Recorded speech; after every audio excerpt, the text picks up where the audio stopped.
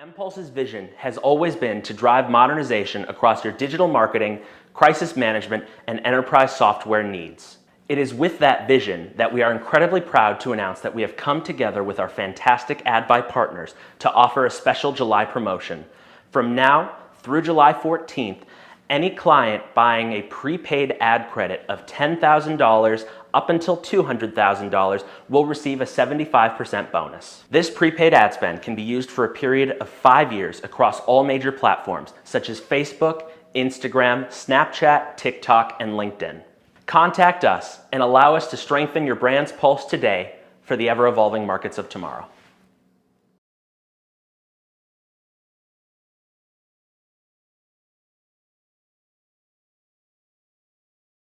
I am proudly serving as Chief of Staff for M-Pulse LLC, working with our amazing team to meet our clients. Harry said that in March 2023 that Camille approached him with a business opportunity which was revealed to be fraudulent. He then said Camille leveraged this relationship to procure personal information which he used to commit identity theft against Harry. He then went on to say Camille opened credit cards and incurred tens of thousands of dollars of debt in his name. He then said that around this time, it was brought to his attention that Camille was committing other various crimes, including harming minors. He goes on to say that once he became aware of this, he immediately sought legal advice, and upon recommendation, he gathered evidence and notified federal authorities. In March 2023, Camille approached me with a business opportunity which was eventually revealed to be fraudulent. Camille leveraged this relationship to procure personal information which he used to commit identity theft against me. Camille opened credit cards and incurred tens of thousands of dollars of debt in my name. Around this time, it was brought to my attention that Camille was committing various other crimes, including harming minors. Once I became aware of this, I immediately sought legal advice and, upon recommendation, gathered evidence and notified federal authorities, becoming the first to contact the FBI and file a police report against him. I had not spoken publicly about any of this at the request of law enforcement and in an effort to protect victims who were actively at risk. Despite our political disagreements, we are aligned on this. It's important for his victims to feel empowered to come forward and put an end to Camille's actions once and for all. As this has been reported to police and the first reported to the FBI, this should be very easy to verify.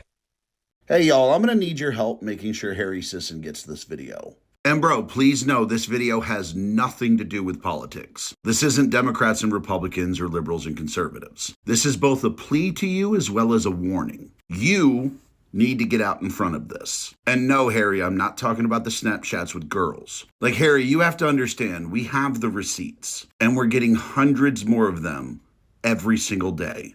Bro, we have the Discord messages, we have recordings of the voice calls, we have the text messages, we have the reports to the FBI, we have the reports to the local police, we have the fake cease and desist letters, we have the voice and the video conversations with the 14-year-old. We have the honeypots, we have the bank transfers, we have the ownership records, and we have hundreds of young men, boys that are giving us their stories. This is not something that's going to go away. Like, dude, this is serious. See, because, dude, once we break this, you are either going to be looked at as another one of Camille's victims, or you're going to be part of what he did. Those are legitimately the only two options here. So you can either get out in front of this and be a part of taking this asshole down, or you can go down with him. Because, bro, I've seen the receipts. I've seen hundreds of records of horrible shit, blatant evidence, as well as firsthand accounts with video of horrible shit. And like I said, dude, you're either another one of his victims or you're part of it. You need to make up your mind, dude. What's it gonna be? Hello, ladies and gentlemen of TikTok world. I actually have my makeup done in this video because I was supposed to go on with Newsmax actually 10 minutes ago, and they canceled on me the moment that I mentioned Camille's name. So, y'all are going to get all of the information that I was going to reveal in the interview on this TikTok video. Let's go. Also, this message is for Harry, and I need this message to get to Harry. He has me blocked everywhere, but this is definitely something Harry needs to hear. Harry, you are either involved in this as a victim or you are complicit, and you need to choose which one it is. The file on Camille T. Maroon is extremely extensive, and it has all been provided to me, and it is really damning. But here's the issue. All of this evidence was provided to the FBI under the Biden administration, so this was several years ago, and it was all swept away. So here are a few facts that we know about Camille Maroon and what needs to happen. This is bigger than Harry Sisson. This is bigger than anything I have ever reported on in the past. Camille is the founder of an LLC called M-Pulse. Since information about all of this has begun to leak out from the victims, Camille has deleted all of his social media, he has deleted his LinkedIn, and now the M-Pulse website reroutes back to TikTok. Through an advertisement that was released, Harry Sisson admits to being the chief of staff for M-Pulse LLC. I am proudly serving as Chief of Staff for M-Pulse LLC, working with our amazing team to meet our clients, brand management, However, Harry no longer works with Camille because Camille actually stole a very sizable amount from Harry. M-Pulse LLC is a company that advertised to themselves as a career agency for young TikTok influencers. But this was not the case. Camille pretended to be an attorney who provided legal advice for a fee to young influencers on TikTok. He seemed to have a type because a lot of these young influencers were male and about the age of 18, 19 years old. And he, once they became his clients, would gain access to all of their passwords and usernames of all of their social media, including Snapchat. We have evidence that Camille extorted his victims for acts. You know what I mean. And this included taking young boys with him onto cruise ships. Minors. He would also prey on minors and other young adults in other countries, promising them visas so that he could bring them to the United States. They would send Camille $2,500 via PayPal, to which Camille would respond and say, "Here are the documents where I have applied for your visa." The documents were fake. Then when the students, some of them were students, when the minors and the young kids realized that they were not getting approved for their visas, they would then approach Camille, email and say, "Hey, where's my visa?" And he would say, "Send me more money. I need more money." They would then send him more money. And then when they would still not receive their visas, Camille would send a fake cease and desist letter and get them to be silenced. And a lot of these people were shut down and were quieted because they were terrified of Camille. Camille did manipulate a 14-year-old boy from Australia. This particular boy has already released videos speaking on this situation, and for legal reasons I will not be reposting and I will not be posting it. And anyone who has, shame on you. He is now 15. He is still a minor. There is a recorded honey-potted phone call with Camille, the 14-year-old from Australia, Harry Sisson, Chris Mowry, and one other person I will not name. It revealed a full confession from Camille regarding what he had done to this 14-year-old child. A former New York legislator who was in office at the time and worked in emergency services dealing with victims regularly had this honeypotted phone call, all of the evidence, all of the information from multiple victims, legal documents, and provided them all to the FBI. Instead of providing all this evidence, the recorded phone call, the court documents and all, to local authorities and continuing to conduct their own investigation, the FBI shut it down. They closed the investigation and threatened the legislator and said that they were going to charge him with obstruction and for harassing Camille. I am currently in contact with this former legislator. One TikToker in particular, his name is Evan, has already come forward and told his story about what happened when he was scammed by Camille. We need more victims to speak up. This is a plea to all victims to come forward, including Harry Sisson, who has remained silent on all of this. Harry, you are either a victim or you are complicit. You cannot be both. We have the evidence. We have everything. It's all out there already. You need to go public. You need to condemn Camille, and you need to call for investigation immediately. Speak up, Harry. Wow, I've been seeing a lot of videos about Camille T. Maroon going around with this guy named J Sisson and how they've been working together. Let me share my side of the story with Camille T. Maroon. I've got some tea. Let's start off with the fact that Camille T. Maroon is the most psychopath person I have ever met in my entire life, and he will lie about the littlest thing. He will lie about getting a half gallon of milk at the gas station even though it was a gallon. Why? It's the dumbest thing ever, trust me. He lies about literally everything. Just know that. So if anybody has talked to him, he has lied about everything he has told you. That's how bad of a liar he is. So when did I meet Camille? I met him in my TikTok live stream that I started a week before he came in there. He came in there asking if I was in a TikTok agency, and I said no. And he's like, you should get in one. I own an agency, and they pretty much get you unbanned right away. They make you a lot more money. You can be a live pro faster in an agency because it markets you more, so you can make $50,000 a month or more on this TikTok agency. I clicked on his profile picture, and he looked really weird, really sketchy. I didn't want anything to do with the guy. So what did I do? I ignored him. The next day on my Instagram, where I'm an online fitness coach, he texted me Elite, where I have people DM me Elite so that they can get into my coaching. He DM'd me Elite. He goes, hey, I'm actually not interested in the coaching. I know you responded already. Because I responded with, hey, you're actually interested in the coaching. Let's get everything rolling and let's get the ball growing. Or whatever, you know. But yeah, that wasn't the case. He wanted me to join his agency. And he's like, you got to join. Where I mentioned, or I heard you say that you lived in Wisconsin on your live stream. And I was like, yeah, maybe we can meet up or something. And he's like, yeah. We exchanged numbers because he told me that he lived in Wisconsin also. So we exchanged numbers. We got on a call. We were talking. He seemed like a really nice, cool dude.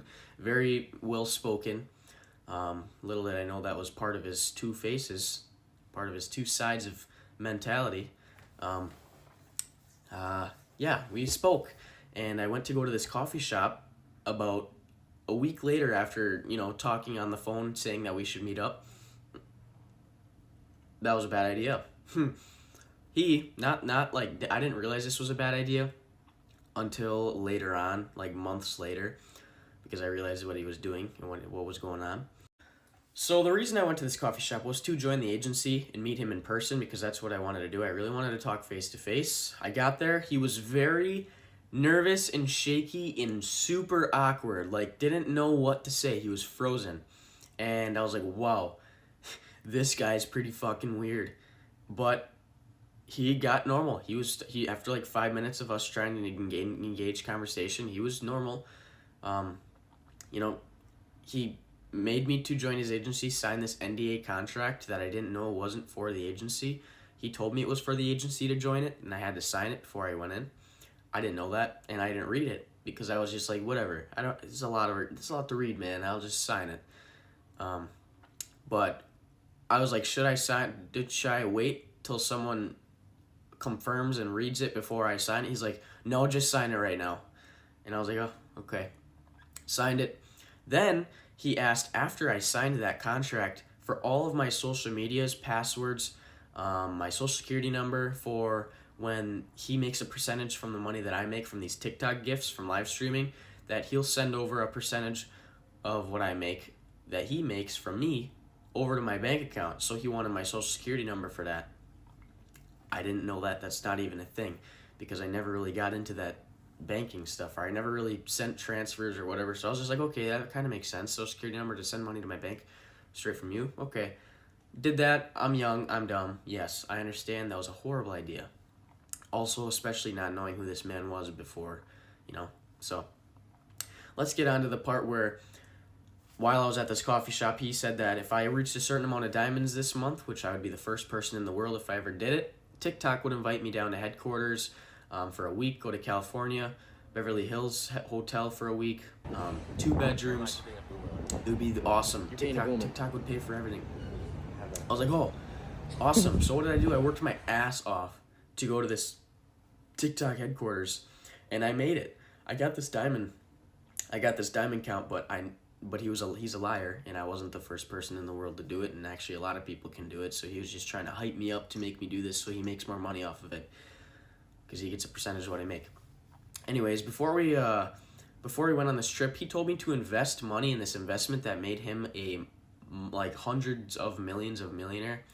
Like, he's got hundreds of millions from this investment, and it only comes out a certain amount of times per year with this special investment group that he has with a guy named Tommy or something. But, man, that was a bad idea too, because I gave him $8,000 before our trip, before we went to LA for TikTok headquarters, in that whole week.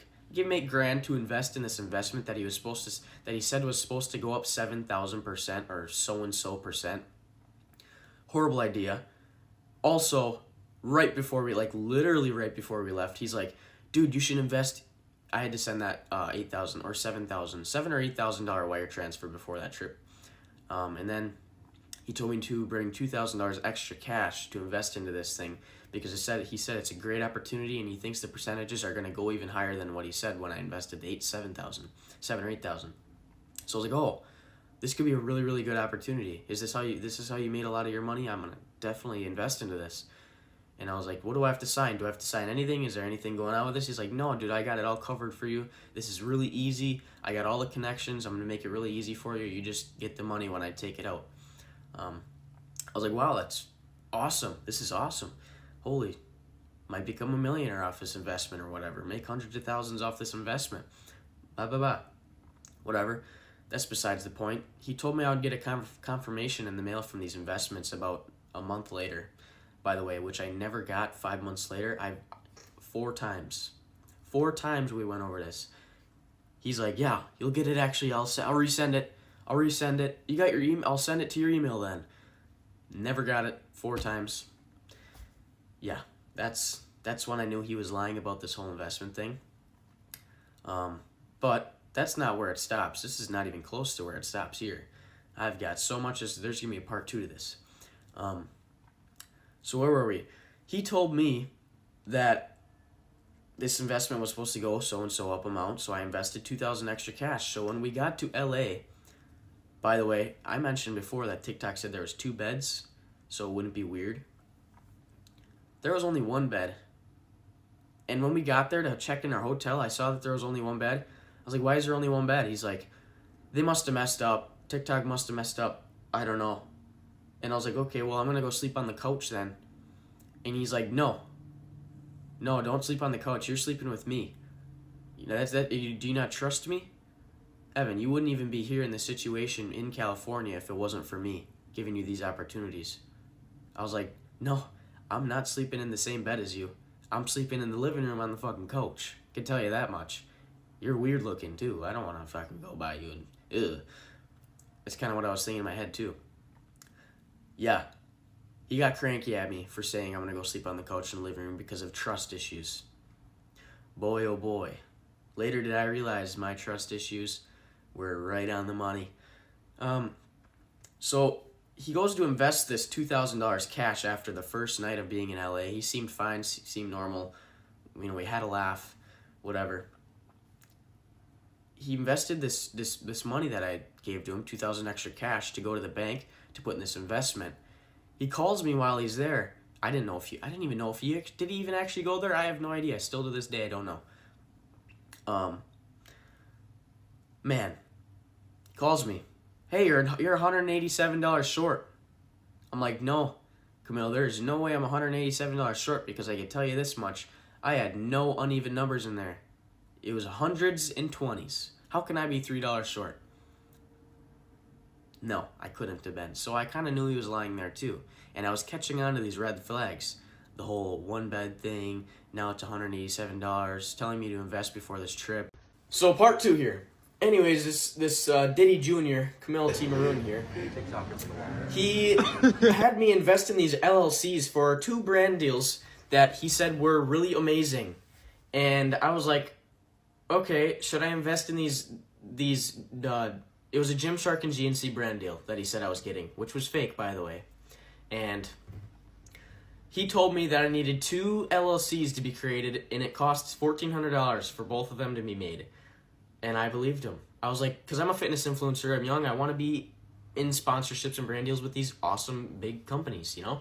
Cool. I'm like, yeah, dude, give me the LLC, how do I do it? He's like, just send me $1,400 on Cash App, I'll get them created, and everything will be said and done. Well, it was fake. I sent him the $1,400. He made the LLCs, but he pocketed the extra money that he didn't have to spend to make those LLCs. So then he sends me this screenshot, or this thing while we're on FaceTime, of him showing me the picture of, or the document or whatever you would say, of Gymshark's brand deal, which was fake. That's also fake. So now I'm realizing that's an edited picture. That's not even from Gymshark. I know what it would look like. That is not even real. Now I'm like getting a little more sketched out. But man, maybe I'm just overthinking everything. This is probably just all this is probably all just not even that bad, and I'm just overthinking it because I've never been on a trip with someone to a different state that I just met. Maybe I'm overthinking it, and this is actually just opportunity that I need to chase. So I told my friend to invest with him, and my friend invested $14,000, and I wanted to give him another $6,000 to invest, and then I invested $5,000 extra with my money. So now I just spent $11,000 more of my money, technically $5,000 because I gave him $6,000 to invest more. So now we're down tens of thousands of dollars, not even knowing it at this point. And my friend was not in the agency. He's 17 years old. He's not even old enough to be able to be investing. So he's underage. This is illegal already. All right? But Camille's like, no, it's fine. You're 17, whatever. Blah, blah, blah. Just invest. That you're going to make a bunch of money. You'll be 18 with a shitload of money from this investment.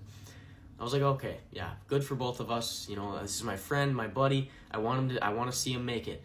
I want him to be, well off financially. I'm a good guy. I'm a bro. So me doing that, finding out it was fake a little while back. But, yeah, so I can't remember what I said in the last thing because I did this is a little bit while further that I'm making this video. So whatever, blah, blah, blah. All the people that are in his TikTok agency that I talk to on the daily basis and go live with and battle them, they are all young, freshly 18, 19-year-olds, handsome, definitely look like they'd be attractive on the scale. They get a bunch of girls, whatever, blah, blah, blah. They're fit. This is the people that he brings into his agency and he talks to and says they're cute. Yeah, he's pretty cute. You do well. You're hot. You do really good. Oh, man. And he's like 26 years old. I found that super weird. And well, after the trip was done, I had a good time, had a laugh. We were having a freaking great time. Golly, this was awesome. Week later, I get in this live stream with someone that I had to block. I didn't have to block. He went on my phone and just started blocking these people because he's like, it's too complicated. Let me just get on your phone and block these people because these are my ops. These are people you do not want to be talking to. These people are going to do something in some way to you that you don't want. And that person seemed to be, them people I found out were someone that was in a lawsuit with him for Camille being in the wrong. And the other person was a person that he scammed and is telling everybody on the app about what he does.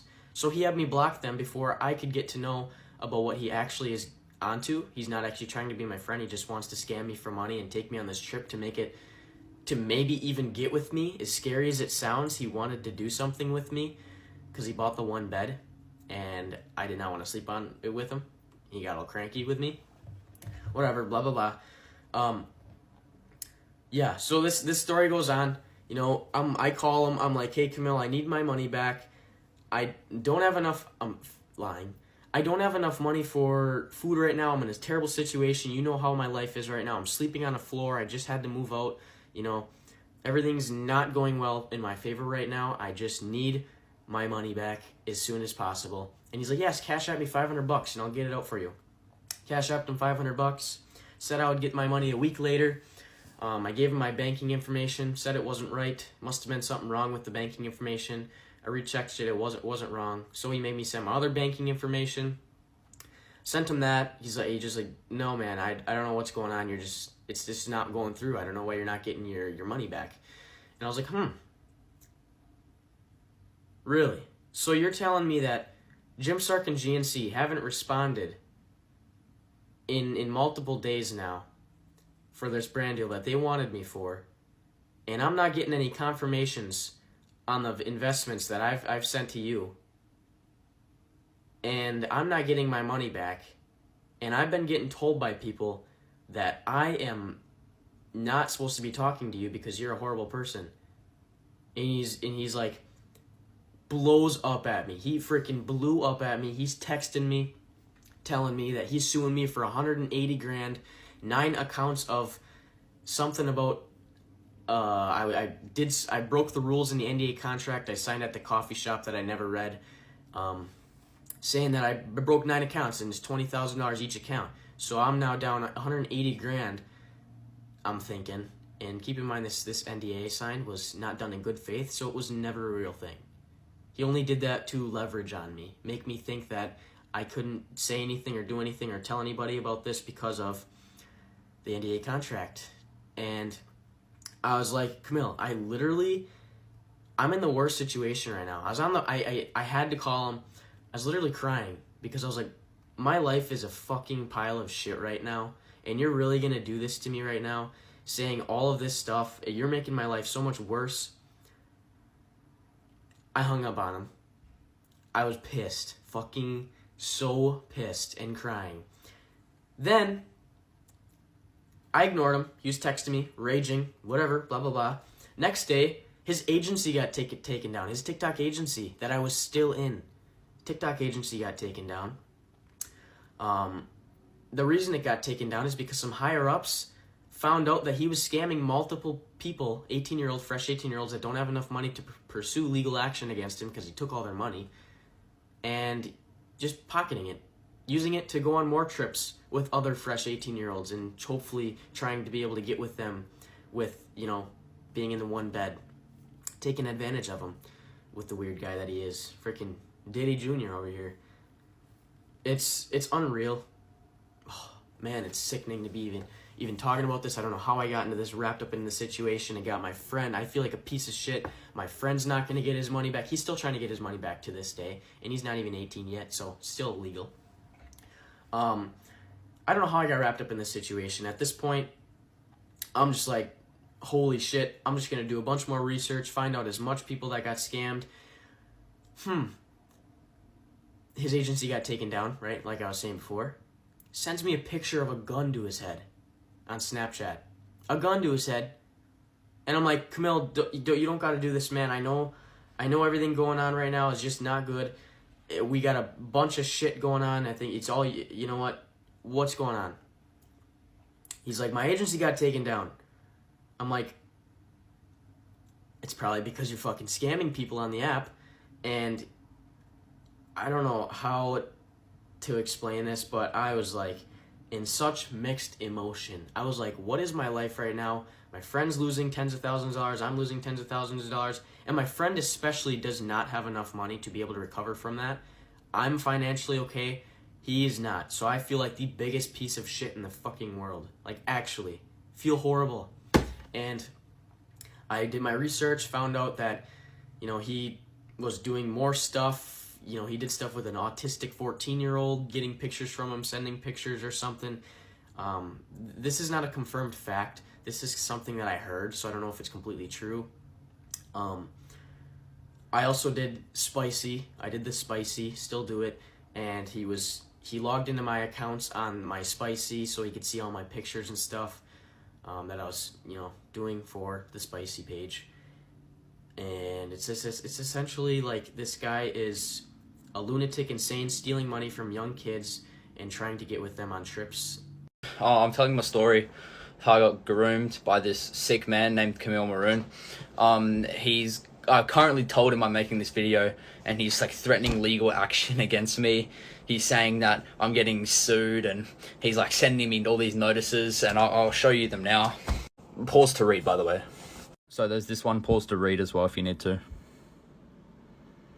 And then that's the bottom.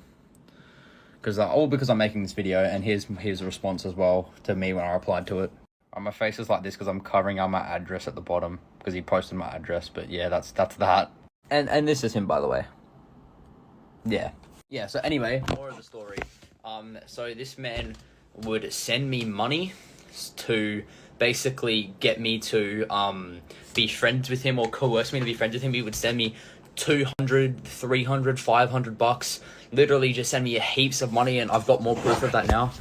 And here it is. Like, obviously it was money, so I wasn't gonna say like no to this stuff. Like, that is a lot of money, and I obviously wasn't gonna say no to that. But he would send me all this money to try get me to like be friend, like all this sort of stuff. It was generally just really concerning and sick behavior. Hold up, I've got more though. So yeah, it was honestly just concerning behavior. He would send me nude photographs, photos of his genitals, and like I don't not want to see that stuff. And I have proof of him admitting to this stuff, but I don't want TikTok to take this video down.